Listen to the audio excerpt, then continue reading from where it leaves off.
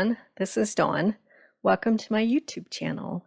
Today I'm going to show you how to make this card using the Home Sweet Home stamp and thin cut set.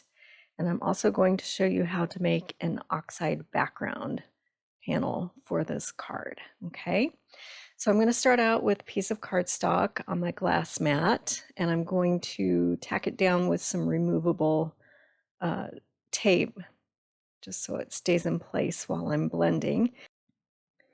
And then I'm going to mark my cardstock so I have 4 sections for each of the 4 colors that I'm going to use.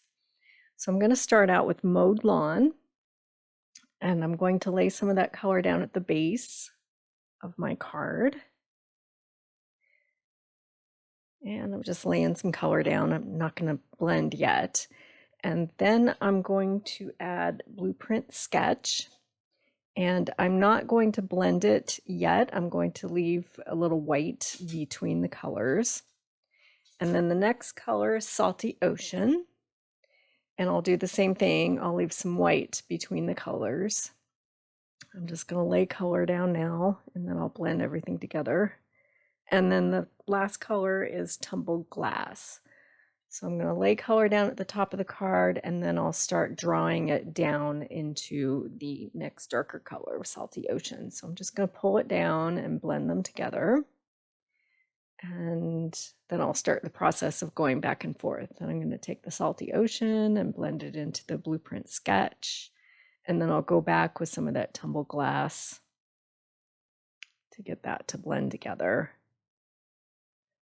And then I'll pull the blueprint sketch down into the mowed lawn. So it's getting a little bit muddy there, so I'm not going to do a ton of blending at the base, and just take some of that mowed lawn and pull it back up.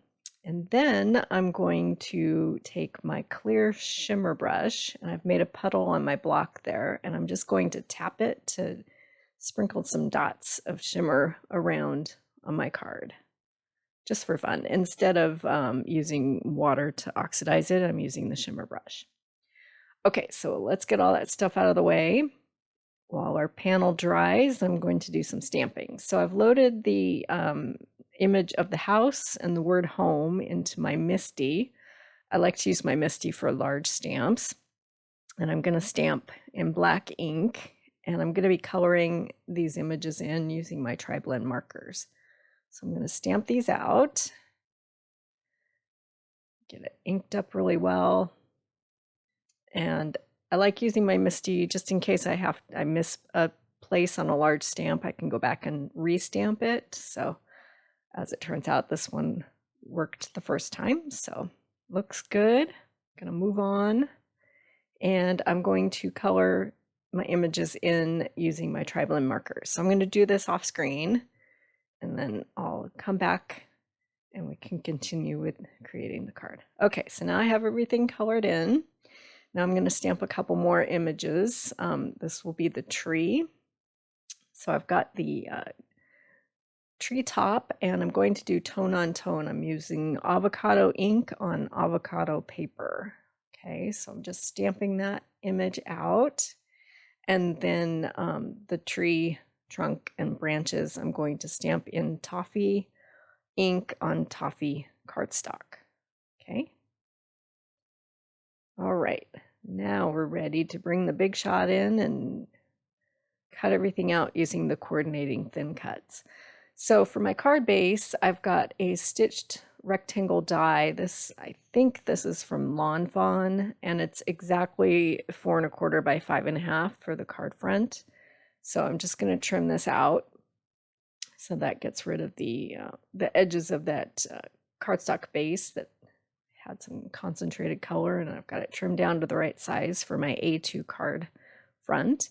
And then I'm going to cut out all of the images that I've stamped using the coordinating thin cuts that come with the Home Sweet Home stamp set. Okay, so that's the tree trunk and branches, and then I'll do the tree top.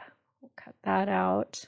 And it helps a lot using this purple tape. It's a low-tack tape, and it keeps the die in place. If you've got some washi tape, it can work too, but sometimes that can tear your cardstock. So make sure that you rub it off on your clothing first to get the tack down if you decide to use washi tape, so it's not quite as sticky. Or you can get some of this purple tape. Okay, so then I'm going to do the house and the home image, and we'll run those through, and then we'll be ready to start assembling the card. Okay, get those popped out. So these supplies are all available in my online store, and the URL is in the upper right corner of your screen. I will make a list of everything used with links in the description below. Okay, so I'm going to attach my Oxide ink card front to my card base, just using Tombow tape. So we'll get that down.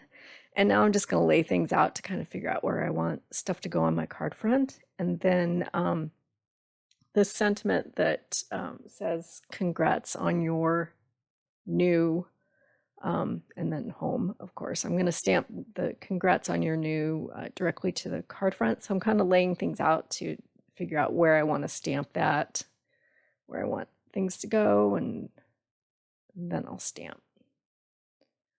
All right. Okay, now I know where that needs to go, and I'm going to stamp that in black ink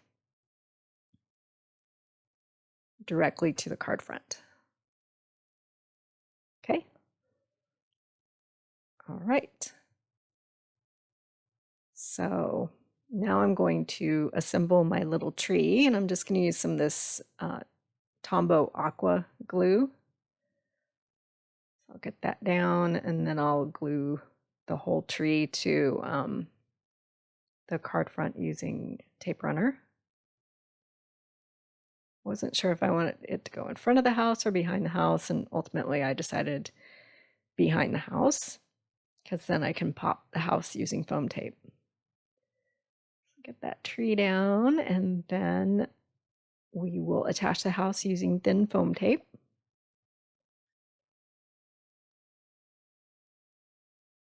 And then we'll attach the word home using thin foam tape as well. Pretty simple, but very colorful and fun. Okay, and there's my finished card. And here are a few close-up shots. So I appreciate you watching my video today. If you haven't subscribed yet, please hit that subscribe button. I would really appreciate it. And thanks for watching.